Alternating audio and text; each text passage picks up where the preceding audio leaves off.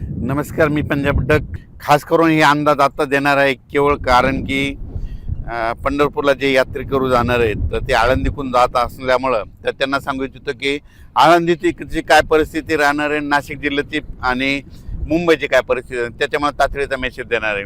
आळंदीकरांना एक आळंदीला जे यात्रेकरू जात आहेत तर त्यांच्यासाठी जे वारकरी आहेत त्यांना सांगू इच्छितो की 4च्या नंतर म्हणजे 7 तारखेच्या नंतर संध्याकाळच्याला त्या पावसाचा जोर ओसरणार आहे.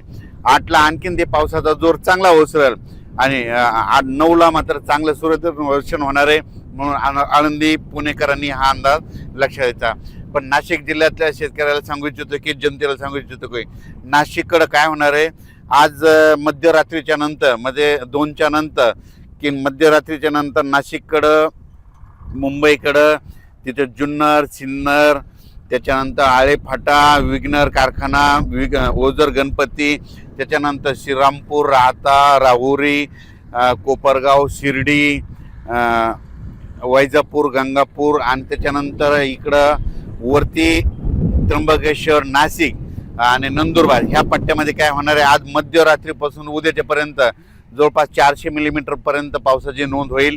म्हणून हे अंदाज लक्षात यायचा. आणि त्याच्यानंतर 8 तारखेच्या नंतर तिकडला देखील पावसाचा जोर ओसरणार आहे.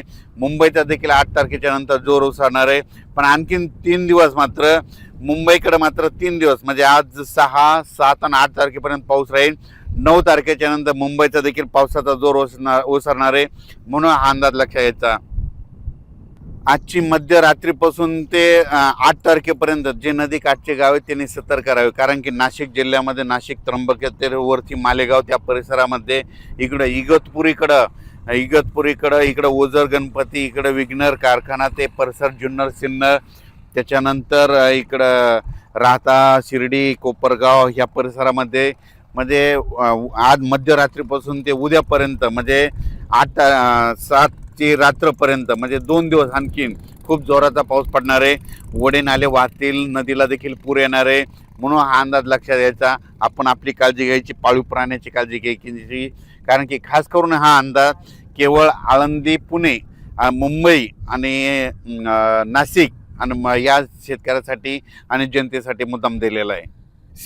शिर्डीनगर, आयल्यानगर तसंच हे पाऊस, त्याच्यानंतर घाटमाथा परिसराचं ते जोरदारच राहणार आहे. आणि घाटमाथ्यावरला पाऊस मात्र 9 तारखेच्या नंतर ते सगळा कमी होईल. 8 तारखेपर्यंत घाटमाथ्यावरला जोर राहणार आहे.